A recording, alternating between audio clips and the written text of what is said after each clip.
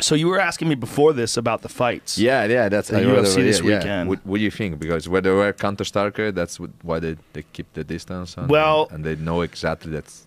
This is what I think. A lot of people were like pissed off. It was boring, but I think that's because they just want to see people beat the fuck out of each other, which I understand. That's why you tune into cage fighting.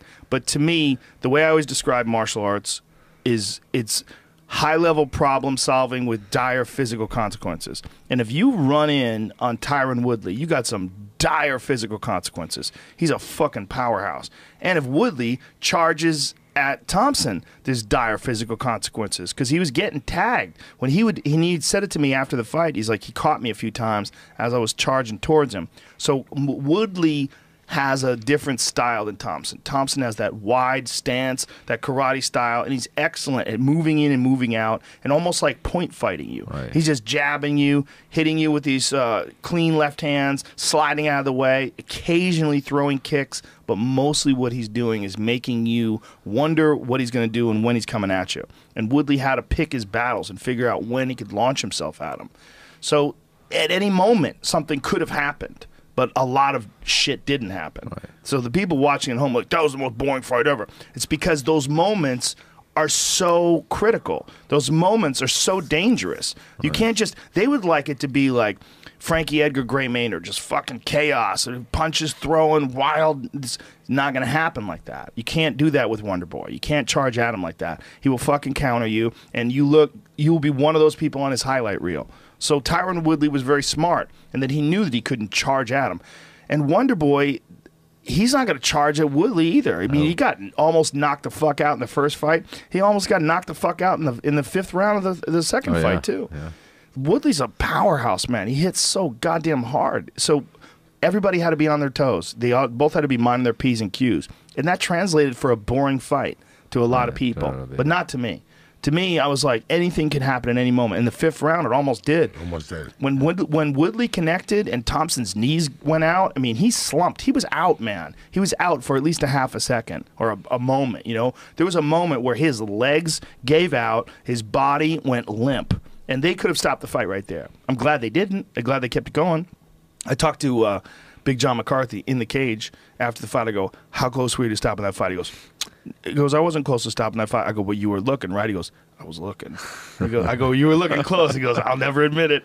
I goes, but it was, I mean, he was almost out, right? He goes, he was almost out. He might have been out for a half a second, but I gave him a chance. I go, he did a great job. He did an amazing job.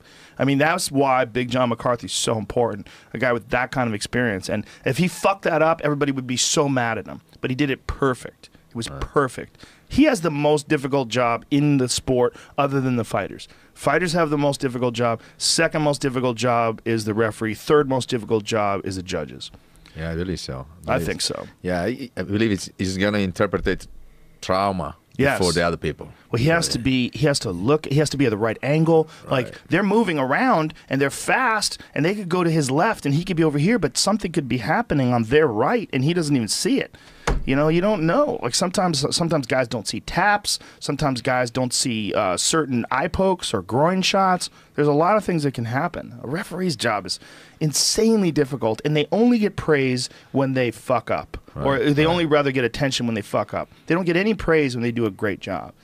And just they need more. You know, they need more people need to understand, like, how difficult that is.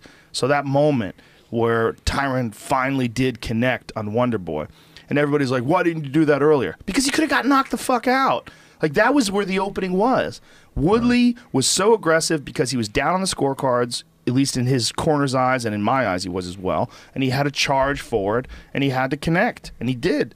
But to make that happen, a lot of things have to be in place. You have to understand Wonder Boy's timing. He had been fighting him for 4 rounds already. He was getting a sense of what Wonder Boy could and couldn't do. He also knew the consequences. He'd been tagged a couple of times. Right. So he knew, like, I can't just rush at him, because Wonder Boy was trying to time him with that right hook. He was standing in the southpaw position with his right leg forward. He throws that front leg side kick to the body. He throws it really well because he picks it up from the ground, like, low, and it sort of scoops up. So you don't see it coming until it's too late. It might not be the most powerful application of the front leg side kick, but it's very sneaky because he slides in with that foot low, and then it comes up and stabs you. And you don't know if it's going to come up as a side kick or if it's going to go up and over your shoulder as a round kick. You don't know what he's doing. He's so sneaky. So Tyron had to be very cautious.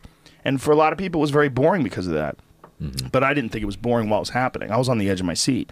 I was like, there's going to be moments when the shit starts flying.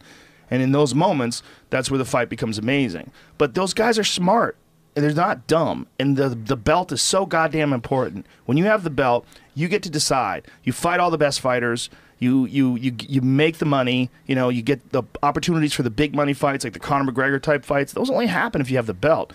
If you don't have the belt, nobody gives a fuck about you. So for a guy like Tyron, man, that belt is everything. For a guy like Woodley, or a guy like Wonderboy, rather, that belt is everything. If you don't have that belt, you make a fraction of what you make. Like, think about that fight. That fight's insanely close. It was so close. Dominic Cruz afterwards said, that's basically the same fight as the first fight. Right. It's like you could call, if you've called the first fight a draw, you could easily call this fight a draw. And I agree with him. So that means that Wonderboy and Woodley are essentially like so closely matched stylistically that it's a wash, right? But meanwhile, Woodley's the one who's the champion. Woodley's the one who has the potential to fight Conor McGregor. Woodley is the one who has the potential to fight Michael Bisping or who else he fights at whatever weight he fights at. And that is where the money is. Right. So he's the guy who's going to get the money.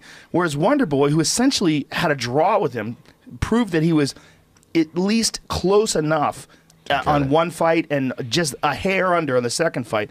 He's going to make a fraction of what Woodley makes, likely. So those consequences have to be taken into consideration when you're watching these guys fight, is that they know there's a win bonus and there's a loss. Like, if you lose, you get your show money. You don't get a bonus. But if you win, you get twice the money. Like, a lot of guys have the way their contract is structured, they'll make X if they win, and they'll make X plus X. They'll make X plus X if they win, but if they lose, they only make X. So they might be getting $200,000 for the fight, but another $200,000 if they win. That's a giant swing. That's a big deal. So they have to be really fucking careful they don't make mistakes. I don't like win bonuses, man. I don't like it. I think those guys are trying to win anyway. They're trying to win. I just think, like, especially in particular in situations like that, when fights are like that fucking close, like a judge can decide whether or not you make an extra $200,000 or don't. Like, that seems crazy to me. Right. Are you still training? Yeah, I saw you boxing. I saw you boxing a few weeks ago, right? I'm back doing jiu-jitsu again too. Yeah. That's cool. Yeah. That's cool. Yeah. I was working on heavy bag last night at the Alberto Crane Academy. I was night. I came back from Ventura. I was teaching a workshop, and I need some something. I didn't want to lift weight. I see the dojo empty, heavy bags, gloves. I said, all right, let's go. Yeah, that's cool, man. Well, heavy bag, I think, is everybody would do better if they had a heavy bag in their garage. Yeah, just go out there and hit that thing. It feels good. You don't even have to have great form. Just go out there and hit it. It's so good for your body to just explode and just release tension and stress. And for people who have like joint issues, they have these water bags. It's essentially like a thick layer of the outside is like a thick layer of padding, like a few inches of pad of foam, and then inside of that is a water bladder. It's filled with water. So when you punch it, it's like whoosh, your arm goes into it. But you could really dig in and hit it hard, but it doesn't have the same impact like on your joints. You don't feel it so much on your elbows and your shoulders and stuff because there's give to it. It's creativity. I mean, once in Sicily, you ever been in Italy? Yeah. I was at the first time last year. I went to Italy. Cool. Loved it. You like it? Oh man, I went to Rome. Nice. Went to the Vatican. Saw the Vatican. We went to what is the mountain area? Dolomite? No, God damn it. Alpine. It was out near where the volcano killed everybody. Vesuvius. Oh, okay. Yeah, we went there, and then we went to the Amalfi Coast. Amalfi Coast. Yes, yeah, that's where it was. Yeah, it's beautiful. Oh man, it's amazing. So beautiful. It didn't even seem real. It seems like you were in front of a green screen. It's crazy. Like you look out, you have to go on this mountain road. It's crazy, Joey. It's a road that should be one lane. But it's two, and there's buses on it. Fucking buses and motorcycles, assholes and motorcycles, weaving in and out of cars. People in Italy drive like fucking maniacs. Like you have never seen. We all know Italians are kind of crazy. I'm mostly Italian, and I know you're fucking crazy. Do they have the left-hand steering wheel? Or No. Right? It's regular, like Regular. Yeah. It's only left hand in England and South in Africa. Japan, South Africa. Yeah. Have you gotten in a car with a left hand? Yes. With a right hand? Oh, Australia as well. Australia. What did you Australia. feel like? It's fucking confusing as shit. You're like, where are we going? Ah, you're on the wrong